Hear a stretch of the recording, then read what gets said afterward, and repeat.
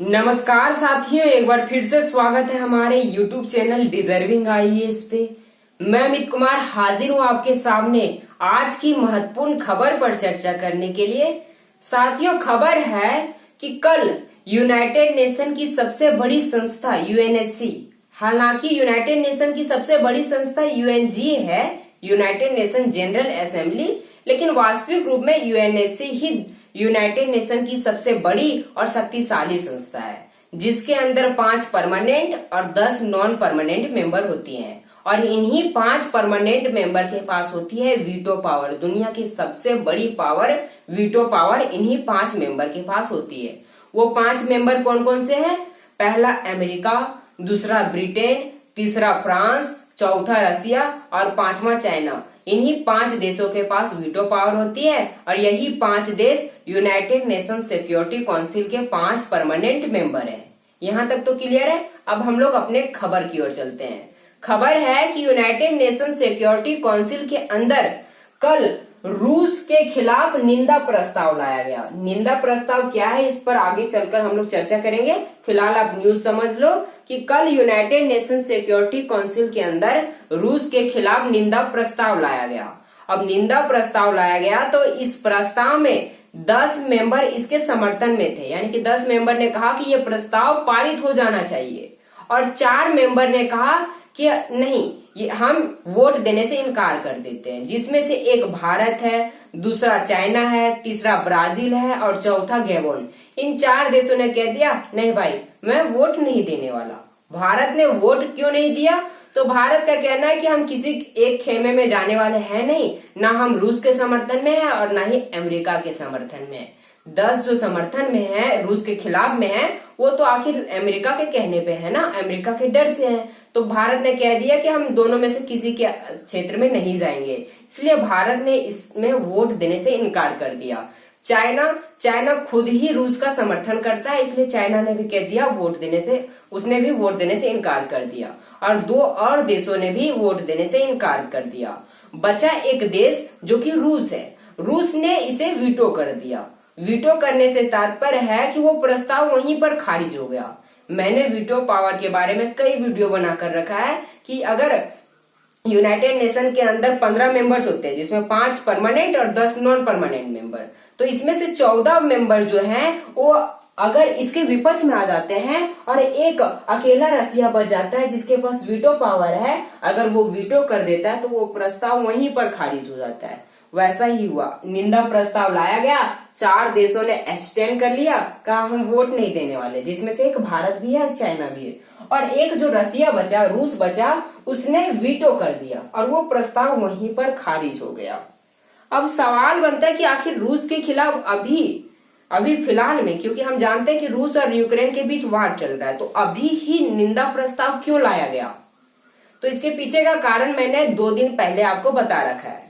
2 दिन पहले मैंने एक सेशन करा था जिसमें मैंने बताया कि रूस ने यूक्रेन के 4 क्षेत्रों को अपने में मिला लिया है, अर्थात यूक्रेन का 15% हिस्सा अब रूस के कब्जे में जा चुका है। वो 4 क्षेत्र कौन कौन से थे? लुहांस्क, डोनेस्क और खेरसोन और ज़ैपोरिज़िया। ये आर्थिक दृष्टि से यूक्रेन के सबसे बड़े क्षेत्र थे, जहां से यूक्रेन को बहुत आर्थिक मदद मिलती थी। उन 4 क्षेत्रों को रूस ने अपने में मिला लिया। हालांकि रूस ने कहा है कि हमने इसे कानूनी तौर पर मिलाया है। कानूनी तौर पर से मतलब है कि हमने पहले इन क्षेत्रों में रेफरेंडम कराया। रेफरेंडम का मतलब होता है जनमत संग्रह। जनमत संग्रह यानी कि हमने इन क्षेत्रों में पहले वोटिंग कराई, इन क्षेत्रों के लोगों से पूछा कि आप अगर रूस में जाना चाहते हैं तो रूस के समर्थन में वोट करें, और अगर आप यूक्रेन के खेमे में जाना चाहते हैं तो यूक्रेन का समर्थन करें।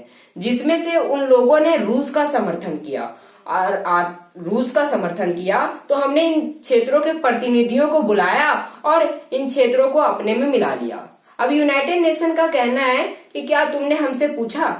क्योंकि दुनिया में जो भी काम होना चाहिए, जैसे कि आप मान लो कि अगर दुनिया में कोई देश अपना नाम बदलना चाहता है तो यूनाइटेड नेशन में उसे दर्ज कराना होता है। तो यूनाइटेड नेशन का कहना है कि क्या तुमने हमसे पूछा इन क्षेत्रों में रेफरेंडम कराने से पहले? रसिया ने नहीं पूछा था, तो इसकी प्रतिक्रिया दुनिया को देना लाजमी था। दुनिया ने इसकी प्रतिक्रिया दी।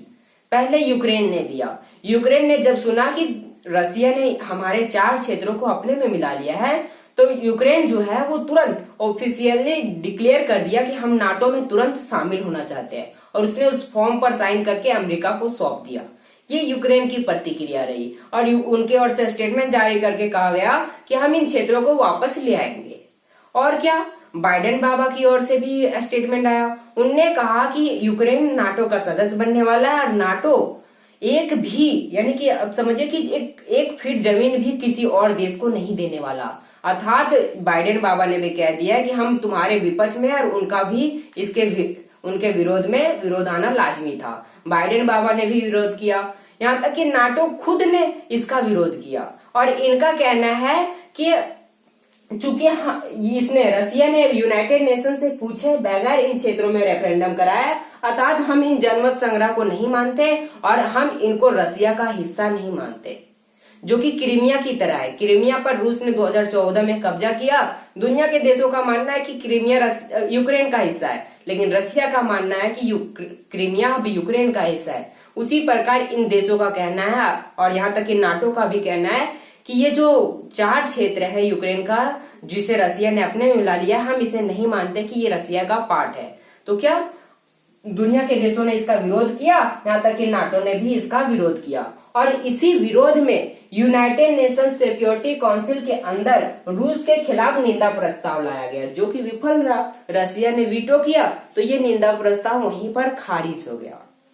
अब निंदा प्रस्ताव का मतलब क्या है? तो निंदा प्रस्ताव का मतलब है, आप ऐसे समझो कि अगर ये प्रस्ताव पारित हो जाता तो क्या होता।